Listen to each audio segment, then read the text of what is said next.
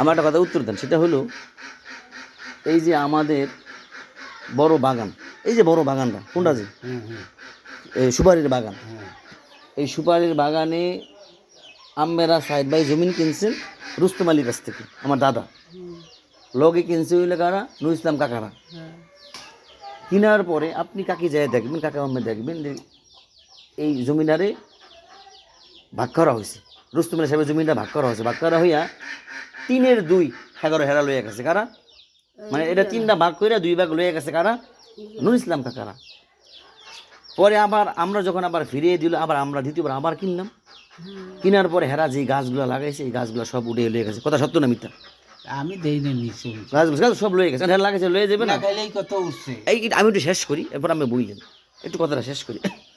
পরে ওই ফ্লোরটা দেওয়া হয়েছে আমার বাবারে, আমাদের শুধু একটা লাইন ছিল, মানে একটা সিরিয়াল ছিল আগের সুপারি গাছ, আর পরের যেই মানে একটা লাইন, বাকি 4 লাইন যে আমরা করছি এটা আমরা নিজেরা গাছ লাগাইয়া লাইন করছি। কিন্তু প্রশ্ন রইল আমার দাদার বাগের যে প্লট সেটা তো সুপারি গাছ ছিলই নাকি, তাহলে কাকে আমি কি করছি, ওই যে খালি মাঠের আমি বাগান করছি।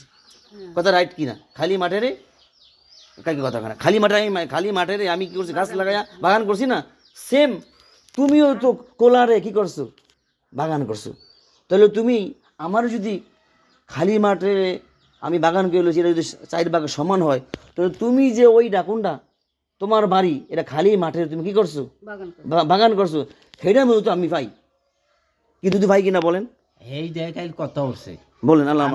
আমি কালকে বলছি কয় হে বাগান করছে নালে হে দিবে, আমি বলি ওরা এটা জমি কিনে বাগান করছে, ওরাও এটা খালি ছিল। হ্যাঁ কালকে এই ভেরি রাত জি আমি বললাম যে অগ এটা খালি আছে, ওরাও এটা বাগান করছে, বাগান করছি। হ্যাঁ আর এই ওই বাগান তুইও বাগান করছস, তাহলে সেটা আমি কেন ভাগ পাবো না? বাগান না বাগান করছে, আমি বলছি যে ঠিক আছে বাগান করছে, এখন ওর একটু বাগান ওই সারিয়া তো একটু সারিয়া দিয়া ওই হে দেখাও কয় হে নাল খাইবে আমরা বাগান